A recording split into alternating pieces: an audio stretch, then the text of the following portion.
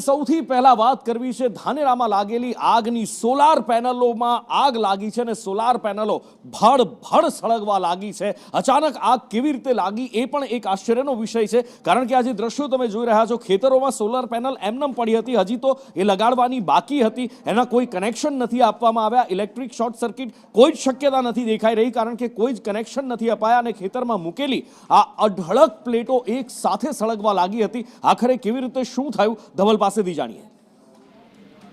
નુપુર, ચોક્કસથી બનાસકાંઠાના ધાનેરાના એડાલ ગામે જે સોલાર પ્લેટો છે તે સોલાર પ્લેટોમાં આગ ભભૂકવાની ઘટના છે તે સામે આવી છે। મહત્વની વાત છે કે જે પ્રકારે ખેતરોમાં સોલર પ્લેટ લગાવવાની કામગીરી છે તે ચાલી રહી હતી, મોટી સંખ્યામાં આ સોલર પ્લેટો છે તે ખેતરોમાં લગાવવા માટે લાવીને મૂકવામાં આવી હતી।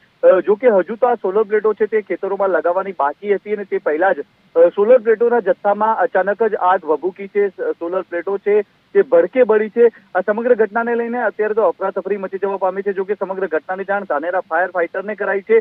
ફાયર ફાઈટર ઘટના સ્થળે પહોંચ્યો છે અને પાણીનો મારો ચલાવીને આગ પર કાબુ મેળવવાનો પ્રયાસ કરી રહ્યો છે, પરંતુ આ જે સોલર પ્લેટો છે તે સોલર પ્લેટોમાં આગ લાગી કેવી રીતે તે દિશામાં અત્યારે પોલીસ છે તે પણ તપાસ કરી રહી છે। અત્યારે તો આ આગ લાગવાનું કારણ છે તે અકબંધ છે। નુપુર, એટલે આગ લાગી છે કે પછી લગાવાઈ છે એ પણ એક મોટો સવાલ છે। પોલીસ તપાસ કરી રહી છે, આગળ જતા મોટા ખુલાસા થવાની પણ શક્યતા છે, પણ અત્યારે તો પહેલી પ્રાયોરિટી આગ ઉપર કાબુ મેળવવાની છે। હવે જોઈએ શું થાય છે। કદાચ બની શકે ગરમીના પ્રકોપથી પણ થયું હોય, પણ ગરમીના પ્રકોપથી કેવી રીતે, જો કે ગરમીનો પ્રકોપ પણ ભયાનક છે, કારણ કે 42-43 ડિગ્રી તાપમાન પહોંચી